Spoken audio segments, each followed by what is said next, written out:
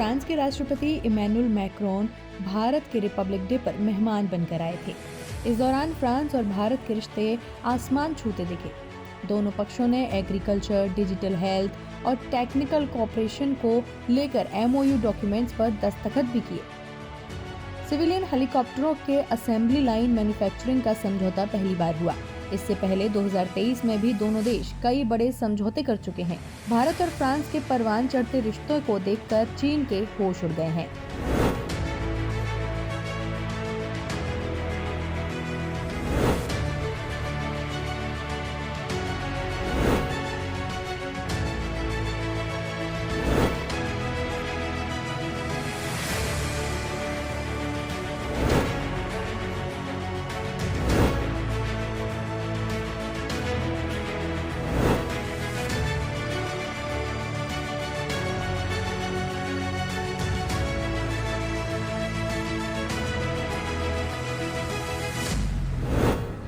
भारत के साथ फ्रांस की दोस्ती चीन को डाइजेस्ट नहीं हुई। मैक्रोन की भारत विजिट के बाद शी जिनपिंग का एक बयान आया कि चीन और फ्रांस के संबंधों को नई ऊंचाइयां देने की जरूरत है।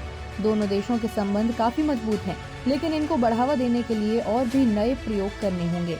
इंटरनेशनल रिलेशंस की समझ रखने वालों ने शी जिनपिंग के बयान को बहुत गंभीर बताया है। किस तरह का डिप्लोमेटिक रिश्ता क्रिएट होता जा रहा है, आइए समझते हैं।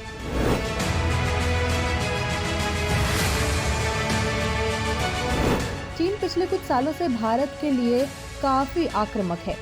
चीन का रवैया 2013 डेपसोंग, 2014 चुमर, 2017 डोकलाम, 2020 गलवान और 2022 तवांग में हुई घटना से साफ है।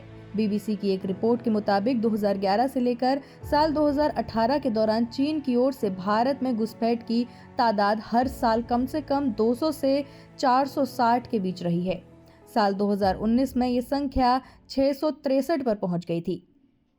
घुसपैठ के अलावा चीन भारत के पड़ोसी देशों पर लगातार अपना प्रभाव बना रहा है।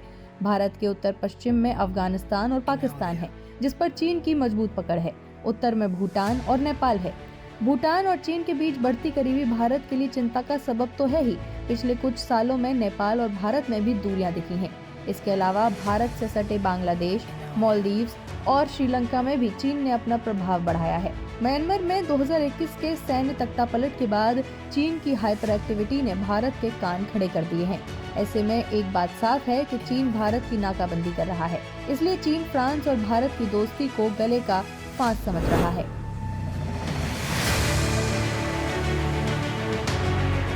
चीन और फ्रांस के बीच डिप्लोमेटिक रिलेशंस करीब 60 साल पुराना है। दूसरी तरफ फ्रांस और भारत के डिप्लोमेटिक रिलेशन सिर्फ 25 साल पुराने हैं। चीन फ्रांस के साथ अपने रिलेशंस को हमेशा से ही प्राथमिकता देता आया है। पर अच्छी बात यह है कि इमैनुअल मैक्रोन और नरेंद्र मोदी की दोस्ती पिछले कुछ सालों में बहुत गहरी हुई है। दोनों पिछले कुछ सालों में दर्जनों बार मुलाकात कर चुके हैं। इमैनुअल पहले ऐसे राष्ट्रपति हैं जिन्हें 2 बार रिपब्लिक डे पर बतौर चीफ गेस्ट इन्वाइट भी किया गया। दूसरी तरफ फ्रांस भी हर तरफ से भारत की मदद करता दिख रहा है। एक बात यह भी है कि अमेरिका और यूरोपियन यूनियन चीन का मुकाबला कर रहा है। चीन इस मुकाबले में भारत को यूरोपियन यूनियन के खेमे का समझता है। इंडियन ओशियन में इंडिया फ्रांस कोऑपरेशन की गहनता या यूं कहें कि इंटेंसिटी से भी चीन चिंतित है।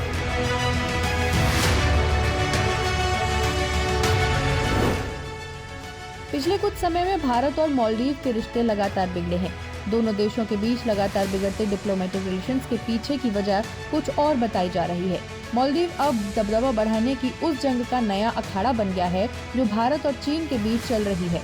चीन भारत के उन 8 पड़ोसी देशों पर लगातार अपना फाइनेंशियल और पॉलिटिकल ताकत का शिकंजा कस रहा है, जो south Asian association for regional cooperation यानी कि सार्क के सदस्य हैं।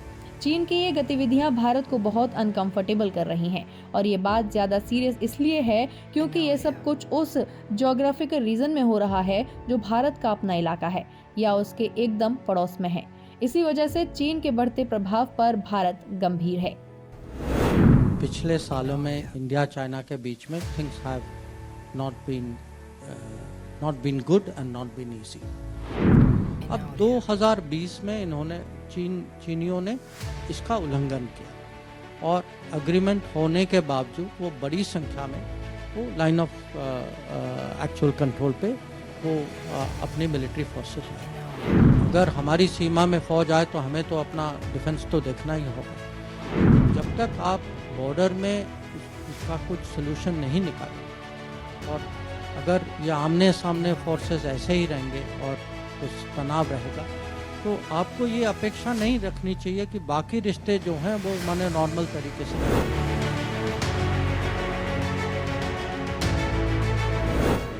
ग्लोबल फायर पावर की हाल ही में जारी 2024 की सैन्य शक्ति रैंकिंग के मुताबिक भारत के पास वैश्विक स्तर पर चौथी सबसे मजबूत सेना है।